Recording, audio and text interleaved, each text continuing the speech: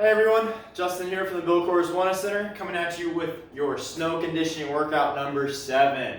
This is for your minimal equipment people, so if you've got those kettlebells or dumbbells, then you're in the right place. Let's go ahead and get started. We'll go through the warm-up real quick, and then you can run it on your own. We've got jumping jacks for 30 seconds, just like last week. Just get that heart rate up, body temp up a little bit. Once you've got 30 seconds there, you're going to move to the second warm-up exercise, which is a frog stretch with thoracic openers. Knees are going to splay out wide. Feel that groin stretch. Hips stay over the knees.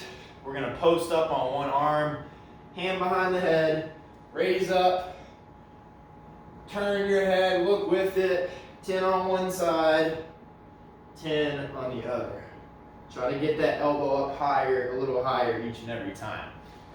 Then, once you've got that done, you're going to move to a fire hydrant, to a kickback. So we're in hands and knees position. We're going to keep our core tight. We're going to kick the knee out for the fire hydrant. Then we're going to rotate it behind us, squeeze the glute for that glute kickback. So that sequence is 1. You're doing 10 on each side, making sure to keep the entire upper body still. Once you've got 10 on each side with that glute kickback or fire hydrant to glute kickback, you're moving to the second to last warm-up exercise. We're going to take a squat stance, feet hip width apart, toes slightly pointed outwards. We're going to hinge at the hips, keep the knees relatively straight. Then we're going to reach down, grab the toes, pull ourselves down into a deep squat. One arm comes up, other arm comes up, we stand up. That's your sequence there. So you got your hinge, your deep squat, overhead raise, hold, stand it up. Once you've got 5 of those, you're moving to the last exercise, which is a dynamic hamstring stretch called Ostrich Walk, We're going to hinge at the hips, keep the chest up to keep the back flat. I'm going to take a step forward, heel to toe. As I go to rotate, I'm going to reach down. So all together it looks like this. Feeling that stretch in the hamstrings. 10 steps on each leg. Once you've got that done, that is the warm-up. You're just running through that sequence once. Then we're going to get into the plyometric work. It's very similar to workout 5. We're just adding one additional exercise to the end of that circuit in the beginning. So to refresh you, we're doing 1A through 1E as quickly as possible. 1A is 20 bodyweight squats. 1B is your forward step lunges, making sure the toe is pointed forwards, the knee stays in line with the toe. We're going 10 on each side, 20 all together. Then we're going dynamic with the jump lunges. Same deal here. Knee follows the toe, make sure that toe is forward. 20 all together, 10 on each side. Then you're moving to your lateral squat jumps. Cover as much distance as possible, land soft. And then we're finishing with a 45-second full depth overhead squat hold. Keep your belly tight, elbows straight, out in a Y fashion. Get those thighs as close to parallel with the floor as you can. 45-second hold there. That is one set of that circuit, 1 through E.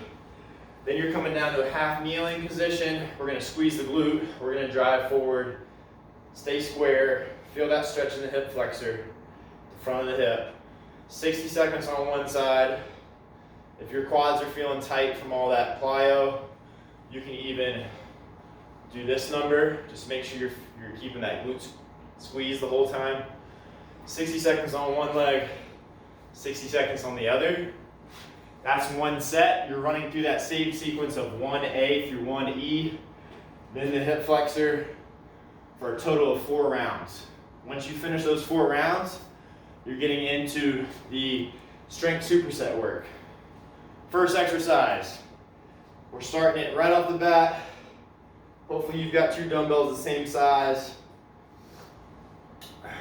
You're going to get into a push-up position And then we're gonna do renegade rows. So feet are wide. We're gonna do a push-up first. So these are called man makers. They're a combination of quite a few different things. So push-up, give me a right row, keeping your hips nice and stable, don't let them rotate. A left row, jump your feet up. We're going to then clean it and press it overhead. That's one. I'm gonna give you full speed. Stay square, keep your core tight. Jump the feet up, clean, press overhead. Once you've got 5 there, you're gonna rest about 60 seconds before you go into the second exercise, which is again using our dumbbells or kettlebells. We're gonna go a rear foot elevated single leg deadlift. So I want you going heavy here. If you've got additional weight that you can add, I definitely implore you to do that. We're shooting for 8 of these on each side. Find something for your foot to elevate on. Soft knee, drive the hips back, slow on the way down, fast on the way up, squeeze that glute, don't straighten the knee all the way. Keep it soft. Again, slow on the way down, faster on the way up. Squeeze, 8 on one leg, 8 on the other. Be sure you're starting with the weak leg first. Rest 60 more seconds, and then you're getting into the last exercise of this first superset, and that is a core exercise. So we're gonna take one dumbbell or kettlebell. We're gonna hold it overhead like so. We're in a sit-up position. We're gonna do what's called Otis Ups. So I want you to try to keep your feet planted. And as I sit up, I'm gonna press this weight over my head. So it's kind of constantly staying over the chest and head area. 20 of those.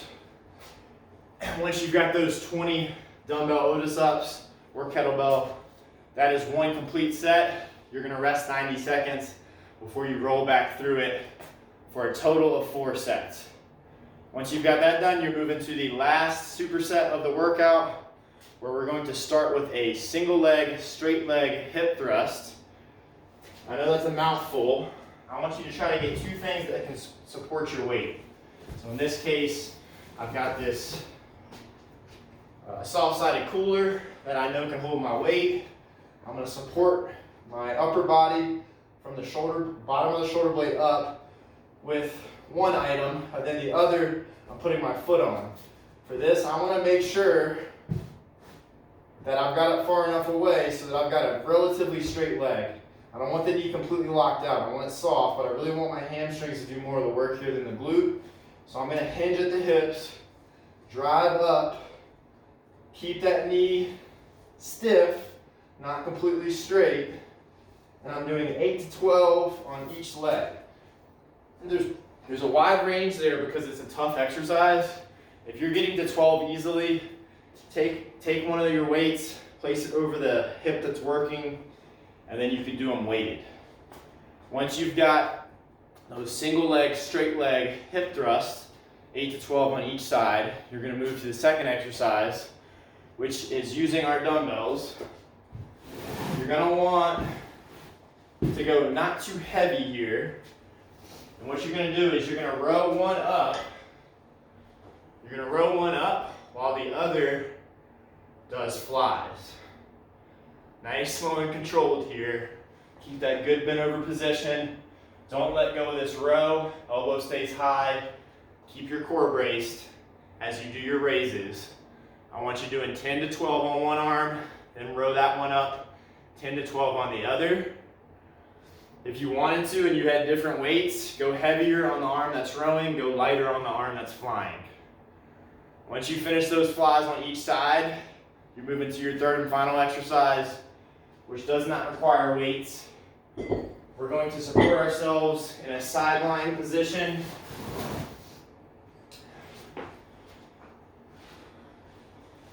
Heels and bottom of the feet are in line with the body. Arm comes up, we're doing sideline hip raises. From here, I'm gonna keep my core tight. I'm gonna raise my hips up at the same time I lift my leg. Go nice and slow. Feel that tiny little glute med muscle on the upper hip of that down leg, really firing to raise you up. That's gonna help with hip stability for skiing or snowboarding. And once you've got 8 to 12 on each side, you can add weight to the hip if you wanted to. That is one complete set of that final superset with your single leg, straight leg bridge for 8 to 12. You've got your single arm row hold with the rear delt fly for 10 to 12. And then you got your sideline hip raise that I just went over for 8 to 12 on each side. You're resting 60 seconds between each exercise there, 90 seconds before you roll back into the next set.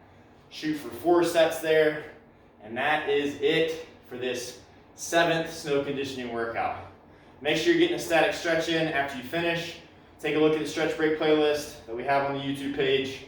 Choose any of the post-workout static stretch routines that you see. All right, y'all, have at it.